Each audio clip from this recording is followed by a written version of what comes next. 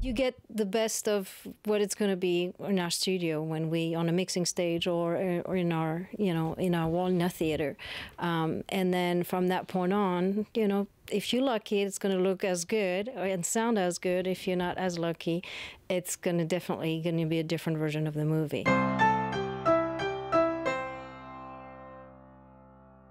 My name is Berenice Robinson. I'm the Vice President of Post-Production for Disney Animation.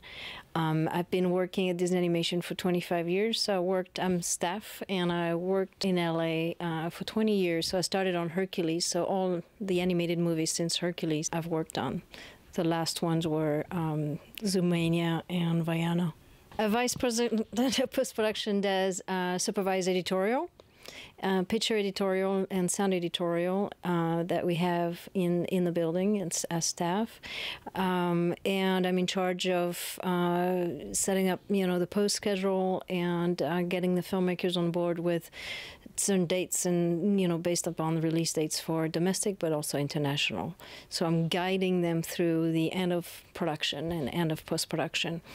I'm also responsible for hiring a sound crew, sound designers, and music editors for the film composer. We worked with the sound crew and David Fleur, the sound mixer, on the deliverables. So we deliver for theatrical, but we also deliver for home entertainment and any online or on-demand formats of our movies. So and for international as well. So we supply elements for our movies to be dubbed in 45 languages. We go with David Fleur, we go and supervise the foreign version mixes in London. Most of them are done either in London or in a studio in Burbank.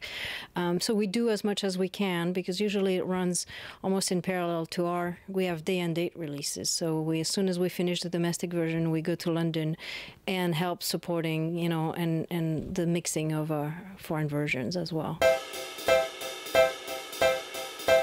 Moana is definitely one of and it's the last one we worked on, but for a different reason. I think it was a challenging movie to put together because of a different involvement from all around the world music composers. But also, I think the outcome was really fantastic. The movie's beautiful, and it was well received by the Polynesian culture who we based this movie on. So I think it was very rewarding. I'm also responsible for, the picture side of it, color timing, and so this could definitely be frustrating sometimes because it doesn't play at you get the best of what it's going to be in our studio when we on a mixing stage or in our in our Walnut theater, and then from that point on, if you're lucky, it's going to look as good and sound as good. If you're not as lucky, it's definitely going to be a different version of the movie.